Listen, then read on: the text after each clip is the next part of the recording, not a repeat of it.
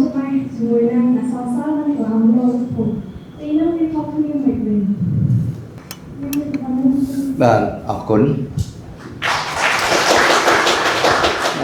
សំណួរនេះល្អណាស់ហើយមានលក្ខណៈបច្ចេកទេសណាស់បើយើងនិយាយអំពីអក្សរសិល្ប៍ខ្មែរផ្នែកអក្សរសិល្ប៍ប្រជាប្រិយវាមានដំណើរនឹងមនុស្សខ្មែរតាមរយៈការធ្វើកំណាយបុរាណវិទ្យាយើងដឹងថាមនុស្សខ្មែរនេះមានវត្តមាននៅលើទឹកដីនេះប្រហែលជា10000ឆ្នាំហើយអញ្ចឹងបានជាយើងមានរឿងទេវកថារឿងព្រេងកថាឬរឿងនិទានកថាឬក៏យើងមានរបាំប្រជាប្រិយចម្រៀងប្រជាប្រិយជាច្រើនតែចូលដល់អក្សរសិល្ប៍សំណេរ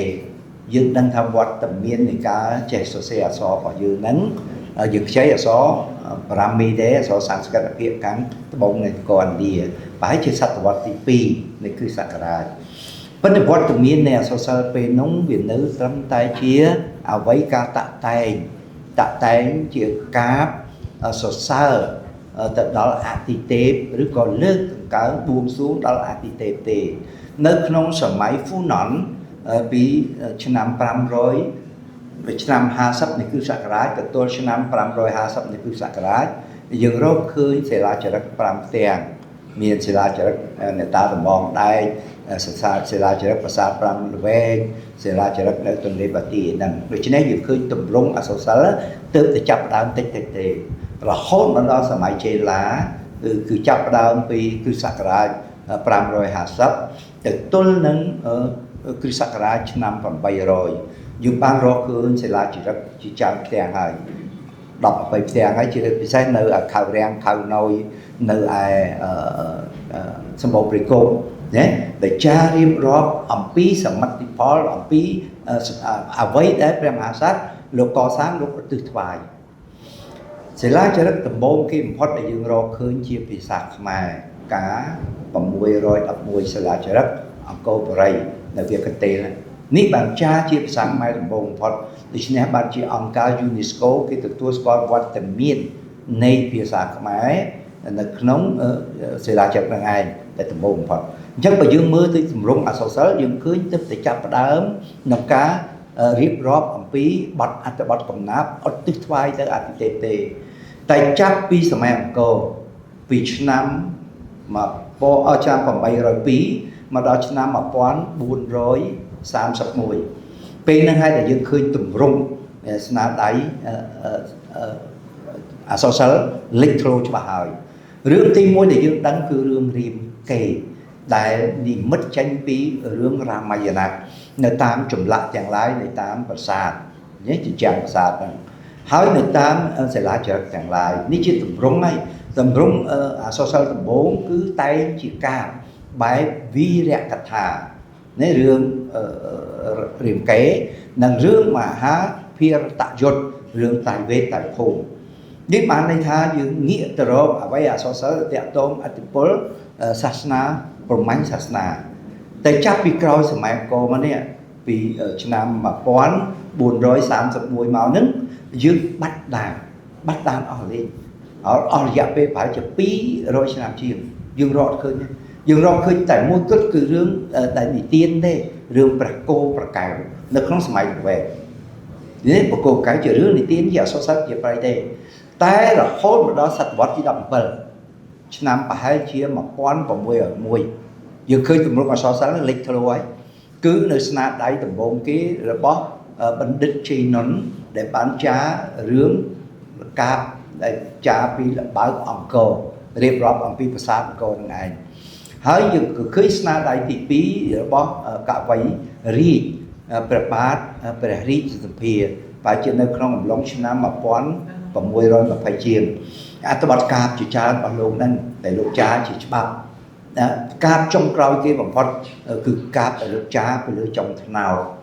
ដែលមុននឹងទាហានប៉ូទុយហ្គាល់បាញ់លោកសម្លាប់នោះលោកចារថាម៉េចសាធុសំពីកំបីរីមីនឹងក្តីកាមេបើបរោះផងចង់ឆ្លងរស់កុំធ្វើវិវក់ដូចអញឆ្លងណា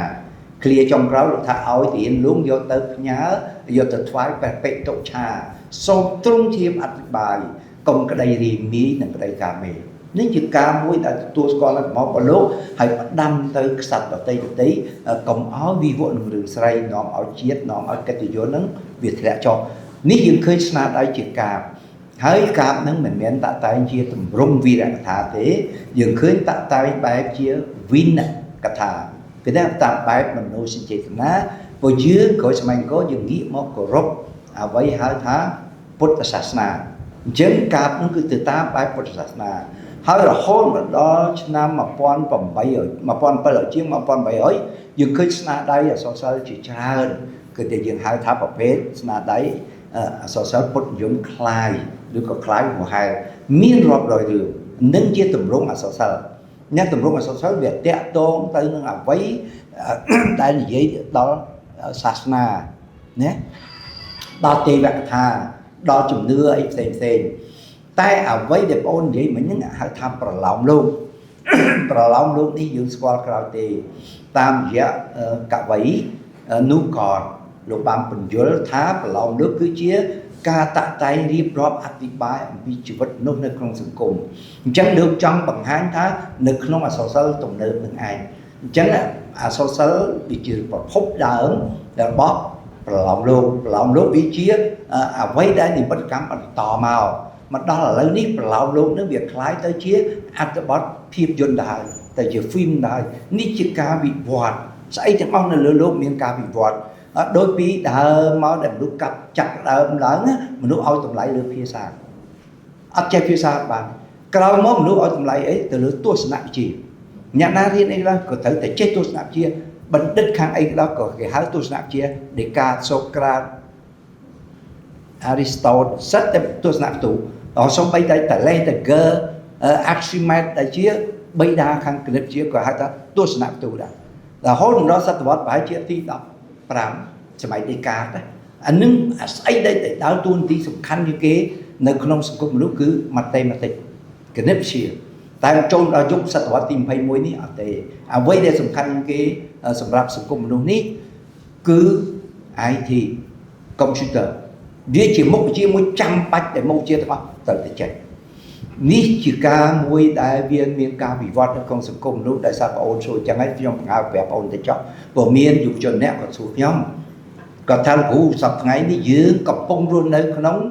សម័យបដិវត្តន៍ 0.4 ដល់ខ្ញុំសួរទៅស្អីហ្នឹង 0.4 ហ្នឹងបងគាត់ថាលោកគ្រូធ្វើពើមិន 0.4 គឺ 0.4 ហ្នឹង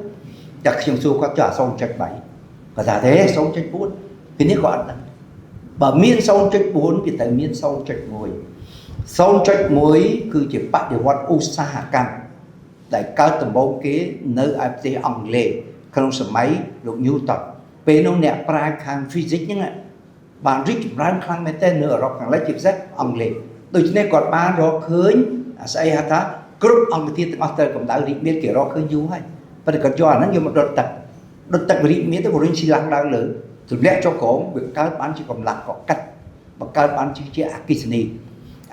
ហ្នឹងហើយតែបង្កើតមានត្រាក់ទ័របង្កើតឲ្យមានទូកដែលដាក់ម៉ាស៊ីននេះព្រោះពីដើមយើងប្រើក្តោងវ៉េធ្វើដំណើរពីអឺរ៉ុបដល់អាស៊ី3ខែដល់តែបដិវត្តន៍ឧស្សាហកម្មម៉ាស៊ីនដើរដោយចំហាយទឹកនេះ 0.1 នេះនាំឲ្យយើងប្រើម៉ាស៊ីនស្លាប់ចាក់ហ្នឹងណានាំឲ្យយើងធ្វើដំណើរពីអឺរ៉ុបមកដល់អាស៊ីរយៈពេលតែ2សប្តាហ៍ពេលនេះពី3ខែមក2សប្តាហ៍ហើយពីដើមយើងភ្ជួររាល់នេះគោ5នឹងបានដី1ហិកតាពេលដែលយើងបង្កើតតាក់ទ័រមួយភ្ជួរបាន5ហិកតាអញ្ចឹងមនុស្សម្នាក់ចំនួន25នាក់ដុំដាប់ក្រោយមកទៀតយើងរកឃើញ fossil ឥន្ធនៈដូចជាឥន្ធនៈនេះបដិវត្តន៍ឧស្សាហកម្មជំនាន់ទី2ម៉ាស៊ីន diesel លែងម៉ាស៊ីនចំហាយទឹកហើយបងអូនធ្វើម៉ាស៊ីនចំហាយទឹកបងអូនធ្វើម៉េចឲ្យបង្កើតយន្តហោះកើតអត់កើតទេតើម៉ាស៊ីននៅដើរដោយ diesel បានយន្តហោះក៏ហោះបានអញ្ចឹងពីអឺរ៉ុបមកដល់អាស៊ីនេះប្រើពេលតែ8 9ម៉ោង10ម៉ោងមុនមកពីអាទិត្យឥឡូវ8 9ម៉ោង10ម៉ោងគឺលឿនមែនតើណាអាលឿនហ្នឹងហើយតែធ្វើឲ្យ business ការដឹកជញ្ជូនធ្វើឲ្យសេដ្ឋកិច្ចកាប់បែកចែកធនធានកម្រហ្នឹងវាងាយដូច្នេះធ្វើឲ្យបញ្ញាធ្វើឲ្យស្អីទាំងអស់សមត្ថភាពបច្ចេកទេសទាំងអស់វារីកចម្រើនរួមទាំងសេដ្ឋកិច្ចបដិវត្តន៍ឧស្សាហកម្មជំនាន់ទី3ឬ 3.0 នេះកើតមានក្នុងយុគសម័យកុំព្យូទ័រប Ô này thở thư tầm nào bây giờ rộng đó là lớn mà nó dọc máy mà vòng 7 máu đọc máu computer internet này vợ về tại mùi vị như thế nơi Paris miền Tây hải này Phnom Penh đặt cái gì mà chạy phía nó vừa rinh luôn bên đó anh em Paris vót Usakam chủng đoán thì bay chơi sâu chốt Paris vót Usakam chủng đoán thì buồn chơi sâu này cứ smart machine robot này thế này dựng chỗ đó phải chạy phía khi mà khai phát ôn thì cho bị đỡ mà bằng cái trong đang xây cái rong rương mà quan cho nam muốn kỳ từ mưa phun sọc ô chụp cả bong móng mới sờ lỏ đó tầm lông lỏ đó nào lỏ đó chơi lỏ đó bong một miền chiều phía thu thiền phun bong lỏ tại cả pi mà rồi cho nam muốn ở đây kỳ từ mưa ấy kỳ từ mưa lửa sập cả là phun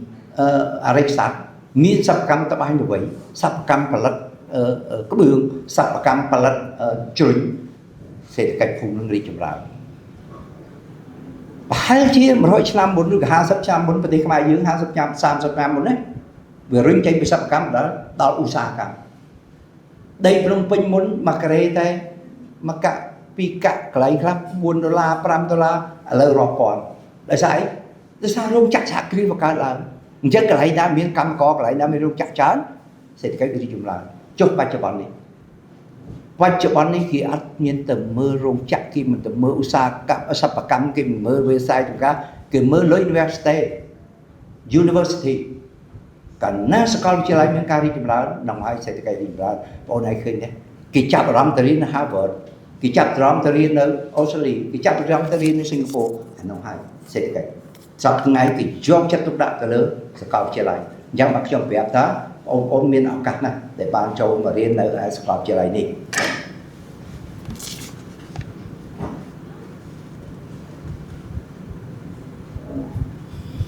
បងប្អូនបានសួរសំណួរទី1តើអក្សរសិល្ប៍ដែលនិយាយអំពីអតីតកាលបានជួយដោះស្រាយបញ្ហាអ្វីខ្លះនៅក្នុងសង្គមបច្ចុប្បន្ននេះបានដែរឬទេអក្សរសិល្ប៍វាជាផ្នែកមួយដែលបញ្ជាក់ឲ្យផ្នែកជាច្រើនការសិក្សាអក្សរសិល្ប៍អត់ចោលពីប្រវត្តិសាស្ត្របានទេបើកណ្ណាបងប្អូនមានជំនាញខាងអក្សរសិល្ប៍បងប្អូនតែដឹងបើកណ្ណាសិក្សារឿងទុំទាវគេតែសិក្សាសង្គមបរិយាកាសនៅក្នុងសម័យលង្វែករឿងទុំទាវពិខុសោមតាក់តែងនៅក្នុងឆ្នាំ1915ក៏ប៉ុន្តែឆ្លុះបញ្ចាំងនៅក្នុងសម័យលង្វែកដូច្នេះត្រូវតែផ្ទៀងផ្ទាត់ជាមួយប្រវត្តិសាស្ត្រក្នុងសម័យលង្វែកយ៉ាងណាត្រូវផ្ទៀងផ្ទាត់ជាមួយសេដ្ឋកិច្ចសម័យលង្វែកយ៉ាងណាត្រូវផ្ទៀងផ្ទាត់ជាមួយសង្គមនយោបាយសម័យលង្វែកវាបាច់អញ្ចឹងអក្សរសិល្ប៍វាត្រូវការផ្ទៀងផ្ទាត់គ្នាអក្សរសិល្ប៍វាជាពន្លឺមួយជាក្បួនមួយដែលនាំឲ្យយើងដឹងអំពីអតីតកាលនាំឲ្យយើងដឹងអំពីតម្លៃនៃវប្បធម៌នាំឲ្យយើងដឹងតម្លៃនៃប្រពៃណីជាតិប៉ុន្តែអ្វីមួយទៀតអ្នកនិពន្ធបានបណ្ដុះនៅគំនិតទស្សនវិជ្ជារបស់អ្នកនិពន្ធនៅក្នុងរឿងនេះឧទាហរណ៍រឿងភូមិដីឆាននាំបណ្ដុះគំនិតឲ្យយុវជនខ្មែរស្រឡាញ់នៅអ្វីហៅថាការជ្រាបពៀនការលោភលន់ការសង្កត់សង្កិនការយកពុតរបស់បាត់ដែរប៉ុន្តែអ្វីទៀតនោះបានបង្ហាញអំពីប្រវត្តិសាស្ត្ររបស់ខ្មែរនៅសម័យកាលនោះដែលយើងគេចាត់ទុកថាជាអ្នកខ្ញុំគេនេះមាន3ក្រុមទី1គឺទេសកលក្រុមទី2គឺអ្នកងារបងប្អូនអាចទៅរកឃើញនៅរឿង2រឿងទី1គឺរឿងទុំទាវស្ដេចរាមាជើងព្រៃបានដាក់អ្នកត្បូងឃុំជាអ្នកងាររឿងទី2គឺរឿងភូមិដីឆាព្រះរាជប្របាទស៊ីសវត្តបានដាក់អ្នកក្រាំងលាវថាជាអ្នកងារគឺខ្ញុំរបស់ស្ដេចដូចជាទេសកលទី3នៅក្នុងរឿងលងស្ដេចកនបានបង្ហាញឲ្យឃើញថាវណ្ណៈពលព្រះក៏ជាប្រភេទអ្នកងារដែរតែអ្នកងាររបស់ព្រះសង្ឃរបស់សាសនាគេនេះចិត្តអក្សរសិល្ប៍វាបានរំលឹកឡើងនៅព្រឹត្តិការណ៍ប្រវត្តិសាស្ត្រវាបានរំលឹកឡើងនៅទំនៀមទម្លាប់ពេលនេះវាបានបណ្ដុះនៅឆន្ទៈឲ្យយើងស្រឡាញ់អ្វីមួយទៅតាមទស្សនវិជ្ជារបស់អ្នកនិពន្ធសំណួរទី2នៅក្នុងសម័យបច្ចេកវិទ្យាបច្ចុប្បន្នតើអក្សរសិល្ប៍នៅតែមានតួនាទីសំខាន់ក្នុងការដាស់ស្មារតីជាតិកំពុងបាត់បង់ឬទេសំណួរនេះជារឿងល្អណាស់នៅដល់សម័យបច្ចុប្បន្ននឹងហើយដែលអ្នកនិពន្ធគួរតែគិតទៅដល់អ្វីដែលជាស្មារតីស្នេហាជាតិដូច្នេះអ្នកនិពន្ធត្រូវប្រើបការបស់ខ្លួននេះតាក់តែងបញ្ចូលលើគំនិតទស្សនវិជ្ជាយ៉ាងណាបណ្ដុំឬក៏ដាស់ស្មារតីមនុស្សជំនាន់ក្រោយឲ្យស្រឡាញ់ទឹកដី nè ao chết sam khi khiến ao sờ lạnh như vợ thọ bọc luôn sao mấy ngày kia có thằng rượu bọc bờ lội nè của sọ sá tivi một khai chỉ nè Nhật chụp riêng nè Nhật plau lộ nè Nhật còn nè Nhật là giải nè Nhật sắp bài phía tí bay khai chỉ nè sa paramiên hot dù sa paramiên việc phụng sa paramiên việc vi xây dựng cảnh sa paramiên việc vi nhiều bài buồn lắm cái trong trắng từng đấy tí bốn nó bây giờ ai từ phương cách ca nơi bảo bàn vợ sọ sát bị tẹt tôn ở phía xã tẹt tôn ở bây giờ ca quạt ca sọ say đôi chơi sầm lúa theo họ nó tay chia sầm lúa lọ na chia sầm lúa quần lưng và họ cuốn biên tiền tết sầm lúa và chẳng và hai chị trong đường ngang ở sách dùng pro cả nhà kỳ được cứu su sầm lúa trong cáo hay có dùng hỏi cứu chui sẵn khai nhau cầm lái dân lúa sư hà cả ca sẵn sàng nào ở sẵn sáng ban chui trùng linh co xa trên sân cung của dương nhà người và họ con sầm lúa này bất chia miền ăn từ này này sân cung chụp bón sân máy mỹ dị start mỹ dị p tại và trăm lô rôm tại America có đã năng cùng được còn national chụp bón bộ samurai và cha mỹ dị thà dương tới là cán tạo tạo số một cái và cha mỹ dị lục số bên thà do ấy là tạo số do đại samurai ấy dưới prom nơi đó mà là không ok có phần thể chào mỹ dị bản rung cha bánh quán Nhật Bản từ riêng nơi 300 lỗ từ Anglii từ Paran từ Australia từ America 4 năm đó của tờ lọt về của năng hai để có sáng và quan Osaka tổng nơi của Nhật Bản nom ở rộng chợ sập ở cam xã kia ở Nhật Bản rít cho nó khăn mà tên rồi hốt ở cuộc chơi tiếp xa cho mỗi 100 lỗ rồi hốt ở cúp grông tức đây chẳng cúp grông tầm ban Manchuria cúp grông Korea hơi là hốt ở miền tổng nóc kia cho mỗi đấng Xô Viết Russia về nè cả chuột nê tầm bộ Nhật Bản đang làm chỉ là thế Nhật Bản có thoi mà vậy rộng chắc sắp cam tầm ốc ban cài cho lại rộng chắc sắp bị một Nhật Bản ban tệ to mà nan cũng môi nơi ai 100 lỗ là bay prap ta nan cũng sẽ đập tế cộng ao lũ đáy chui Russia ní chỉ cả một chút môi tồn mùi việc hàm nát nữ rộng đăng thế mà nát là gì chỉ lương tầm bông nó quan giá để chuẩn trả gì mới bắt đua chuẩn trả rộng Nhật Bản ban tầm đảo tiếp xa thì nơi ai Manchuria nơi chân nơi ai Korea ba bên đó cái chứ muốn làm việc chân này trong vậy Nhật Bản vô ấy để ai bị quan chi Nhật Bản vô trong thế đâu sợ con chưa lại chỉ cho nên Nhật Bản ăn khoai bao Nhật Bản và đông đá thôn thêm đúng bao Nhật Bản lúc kêu này kêu ôn ai mơ ra rót sang hà bờ rây nè ăn miền ấy từng khmiên tê này khmiên tê sầm bắt thòm chết tất đây tốt môi sao hai ấy ban chỉ rót sang hà bờ rây miên sẽ cái đường mòn này hà miên thầm bol khang ram này đại bị phốt lô kế từ tuổi xóa cao bịประมาณ năm muốn bởi những cái GDP sẽ rót ấy capital bom lùm nẹm nhé Brunei lấy 7 Qatar lấy 1 Singapore lấy 5 America lấy 10 thế nè lớn đi Singapore là lấy 3 Brunei tới lấy 5 Singapore đi chùm ra sao cô các bạn nhé sao bà con nó đông xa Brunei có đi chùm ra sao thôn thêm vào chỗ prey sắp ngày GDP sẽ rót GDP là per capita bà con mà nè phải chịu đọc hơn chứ America đối với một mũi mơ Japan Taiwan Korea bố ở toàn ban châu Á đọc không lấy đọc đúng không cái này cả ấp rung thôn thêm nước đi chịu rương sụp khăn hay thôn thêm nước đám tranh pi đảng đám tranh pi và quan ở đám sắc xa sầm may ở cô để dương rung rương á cứ dương miền ca sắc xa là này ôn ai từ mới xa bạc khăn nó phải đá miền chúng ta sẽ có chỉ lại chi sợi miền phum pram con phum chiên nơi thái xa xa miền nẹt prai đi chụp đất pram rồi nẹt chiên và xa tập trung miền chúng ta sẽ có chỉ lại riêng cho bây miền phum bay con phum chiên thái xa miền nẹt prai đi chụp đất rọp rồi nhé nơi bờ đàm thì nó và xa bạc khăn nơi miền riêng chụp ra lại mũi nó nếu kêu tỏ lắm ở bên đảo sạc khai ta ca sắc xa này chỉ đưa sập khăn là vì xe hoạt động xa bờ ca sắc xa mà đi chụp lại này và tên nó mặt tầm một cái thế đấy chẳng nên ca sắc xa sập khăn này ហើយខ្ញុំសង្ឃឹមថាបងប្អូននឹងខំប្រឹងប្រែងសិក្សាដើម្បីធ្វើម៉េចឲ្យខ្លួនមានអនាគត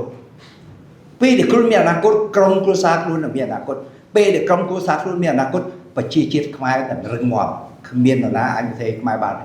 បើកាលណាជាតិសាសន៍ខ្មែរទាំងអស់សិតតែមានសមត្ថភាពតែនេះជារឿងសំណាងសំណួរនេះល្អណាស់បាទអរគុណ